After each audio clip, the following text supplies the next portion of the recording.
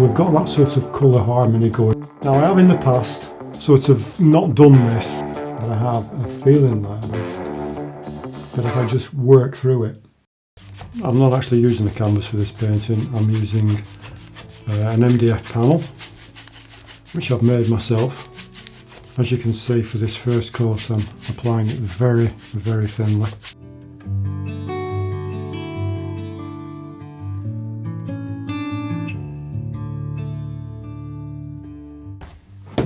Right, I'm just going to start putting some pink around here, so let's go into the Quinachrome red. That's, I'll just put it with that a little bit there. Some liquid.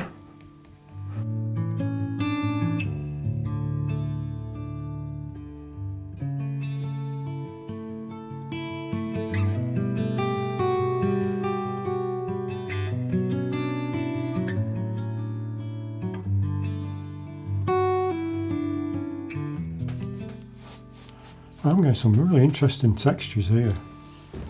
I'll just zoom in, I'll show you that.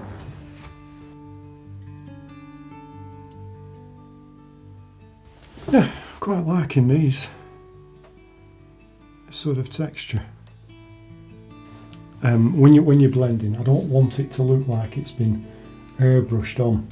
That's why when I gesso my boards or my canvases, I tend to leave quite a lot of brush marks in. You know, so it gives you that sort of texture when you're painting like this. Now, I know I'm going to start talking about scumbling again here. I'm just actually brushing over the texture of the panel, and you can just see it's just helping me to get this graduation of this colour coming up. We'll put the sun in there.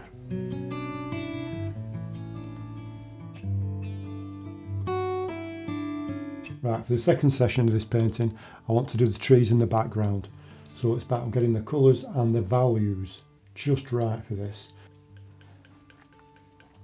Now I'm just going to mix a few colours here, and then we can just pick and choose, see which ones look the closest to what we want. And just try that. There's a clump of trees here, isn't there? So this is where you tell whether it's... Now look at that, straight away. That's far too dark. It looked quite light on there, didn't it, on the palette? It's far too dark on there. We'll try this much lighter one here. Now that looks about the right value. The colour, it's not quite, it's a bit too bluey grey is that one, so we want to put a little bit of the yellow with that one, and I think we might just have it. However, I could also, I like the colour of this one, it's too dark, so I could just lighten that one. There's so many different ways of doing this. So we'll try lightening this one first. Again, make sure the colour is thoroughly mixed.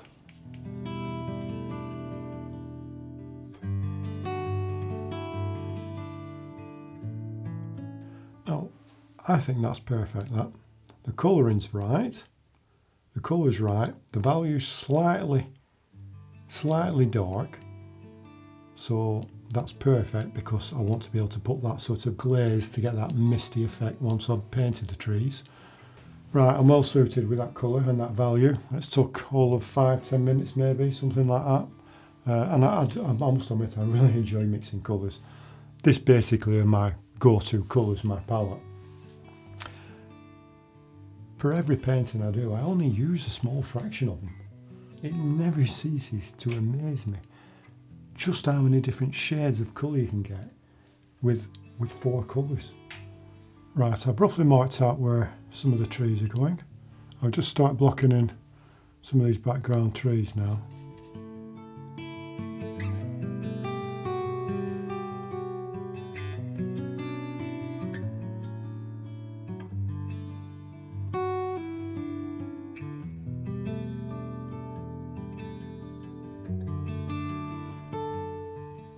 So I'll get some of this foreground in now. Again, I'm using the same colour I'm using for the background trees.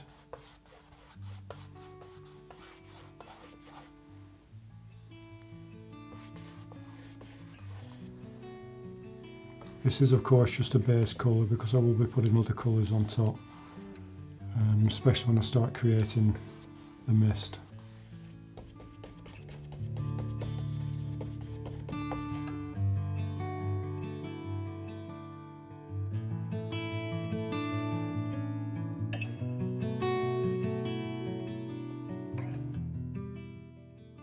It's always quite nice to get rid of some of the white canvas or panel.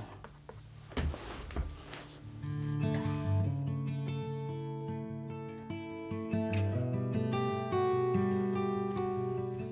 don't want to be putting too much effort into this part that I'm doing now, too much detail, because a lot of this will be covered with mist. Right, well I'm still in the early stages with this painting, but it's starting to come together, isn't it? I'd probably say I've had about 2 hours, if that, on it, to be honest.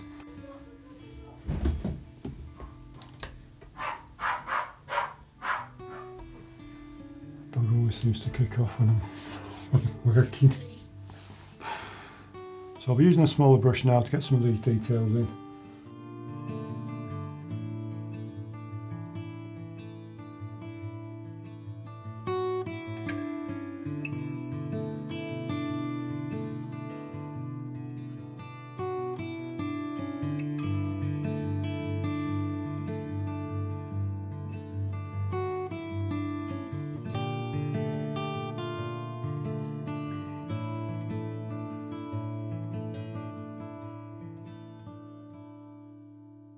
I've finished the tops of these background trees now. Now I need to do the mist before I can do any more of the trees. Okay, we'll try this colour here and just mixed. I'm using quite a soft brush because, as you can see, I'm going over some wet paint here. And even though I've only just put this wet paint on it, it's because this brush is quite soft, it's not actually lifting the other wet paint off. So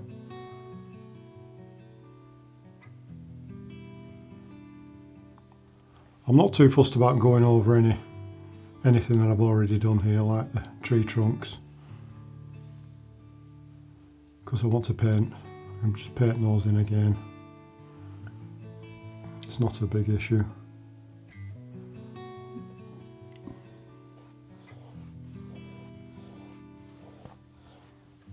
I'm just very lightly scumbling this colour over what I've done before.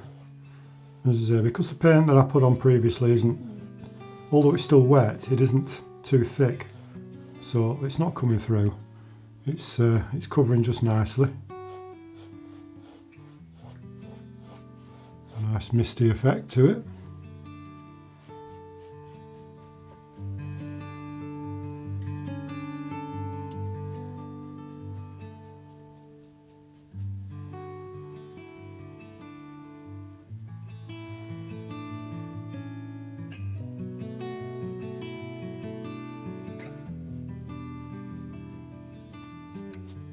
I'm really liking this effect here. It's working very well. A lot of sort of beginner artists, if you will sort of think of mist as being white. So if I was to put white under it, it just wouldn't look right. So I have actually mixed, as I say, I've mixed this sort of a bluey sort of grey colour. I've mixed it using those 4 colours that I started with. So we've got that sort of colour harmony going throughout the whole of the painting. This of course is where a little texture on your canvas or your panel comes into play, because you can just get that sort of scumbling, just brushing along the top of the surface of that texture. And it just adds to all this sort of nice, sort of soft, misty effect. It's quite relaxing to do, is this part.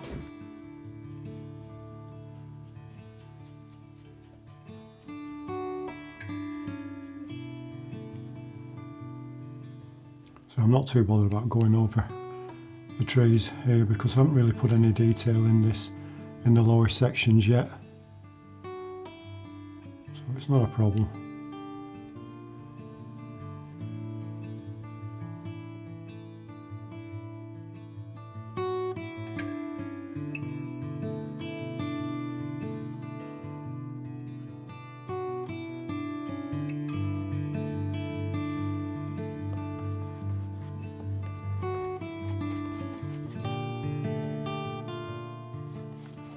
quite sure if I've mixed enough here. Now over this area it goes very bluish, very blue, so that will be the black and the white. Surprising that ivory black, you put some white with it, it's quite a lot of blue in it. It shows up blue when you put it against the warmer colours. On its own it just looks grey.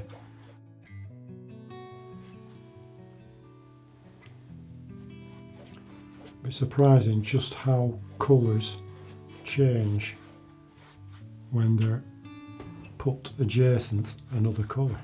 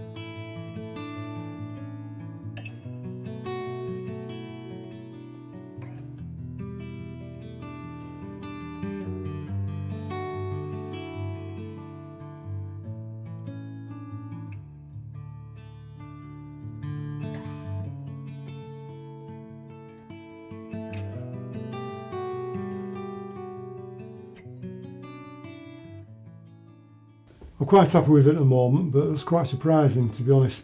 I started today and I've got to admit I just was not in the mood for painting at all today. I mean, obviously, you know, anybody who paints knows just what it's like. I mean, I was having, I don't know, it's not that I get fed up with a particular painting. It's just that when it takes a few sessions over a few days, I don't lose. It's not that I lose interest.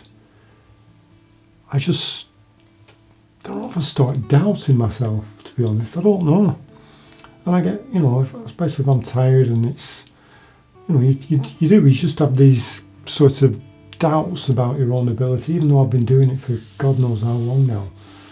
I mean, I've been doing it for so long now, and you know that sometimes that's the only thing that can actually, you know, it's that experience that I have of feeling like this, that if I just work through it, you know, if you just carry on painting, you will work through it, and that's exactly what's happened today.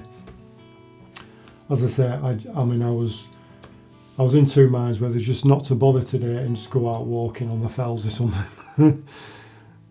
But I knew from experience that if once I started painting, I will get into the flow of it. And I'm glad I did. I'm glad I had that discipline to do that, because it's working out all right now, and I should be able to finish this in the next hour or so. Yeah, so we'll see. But yeah, so if you ever have any doubts about your painting, or if you start losing confidence, or you think you can't, oh, this is too difficult, just carry on. Take a step back sometimes, just leave it for a day and then go back into it.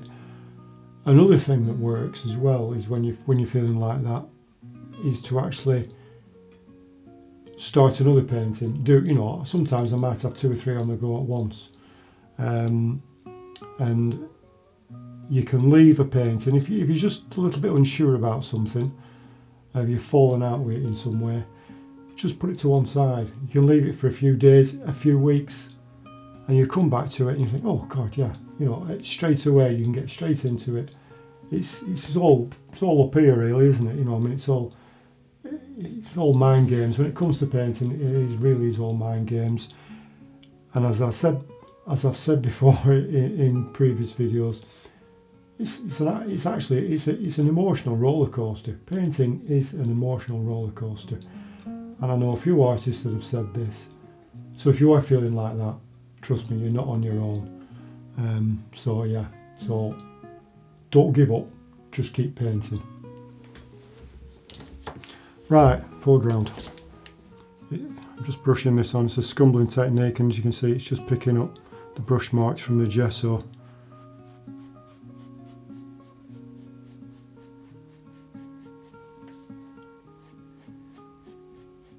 Yeah, that's perfect colour, that.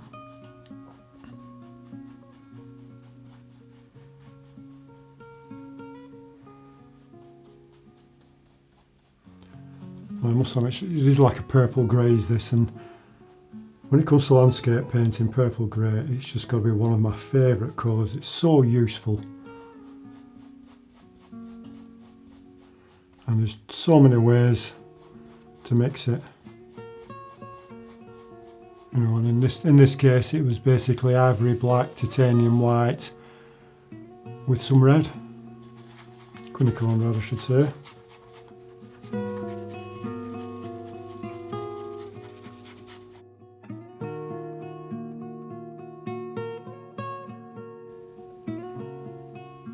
I love putting finishing touches like this to a painting.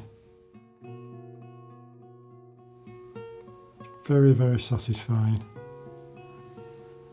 I'm not focusing on too much detail here. I'm just trying to get that impression of this foreground being, well, should I say, I'm just trying to paint this foreground so it sends the background further back.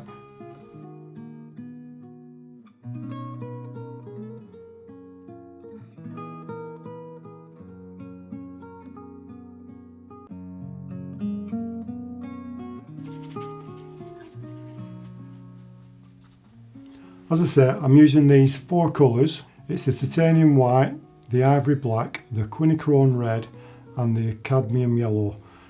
Those are the only 4 colours I'm using. So, and it keeps that sort of harmony, that colour harmony going throughout the painting. Now I have in the past sort of not done this, and I've learnt by my mistakes. I might have added, say, burnt umber or something like that. Now if I put any burnt umber in this, it would stand out like a sore thumb. So really it's just limiting your palette. You don't need all the colours that I've got there. I just don't need them. I don't need them. I've just decided to use the 4 colours, and it's been absolutely fabulous. It's just worked so well for this, you know, because the lighting is just so subtle, and it's just, this painting is all about that subtle sort of lighting effect, about whether it's a sunrise or a sunset, that sort of dawn, dusk sort of feel to a landscape.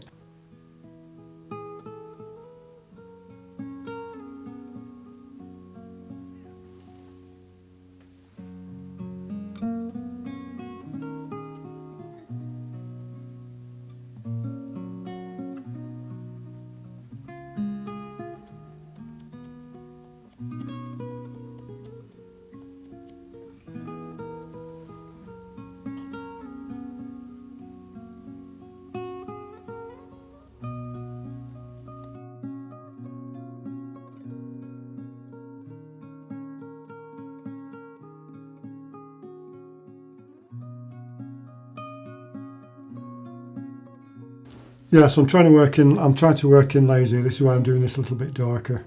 I want to get that sense of distance. And this is like, I like this, but I want to get this sort of, I want to start the painting sort of close to, if you will. I mean, when I first started, there was a gallery owner who once told me, gave me a good piece of advice about landscape painting. Try to start your paintings a few feet in front of you, and then they go right off into the distance.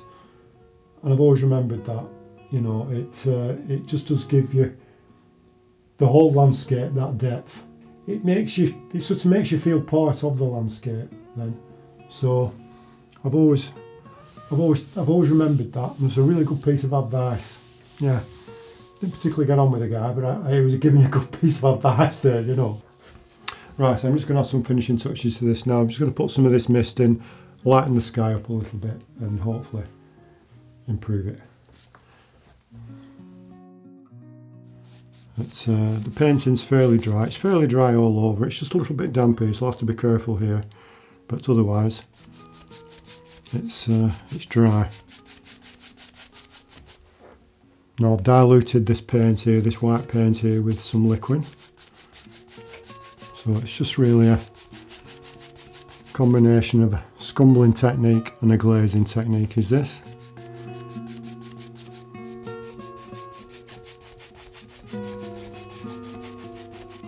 And you can see how thin and transparent this paint is.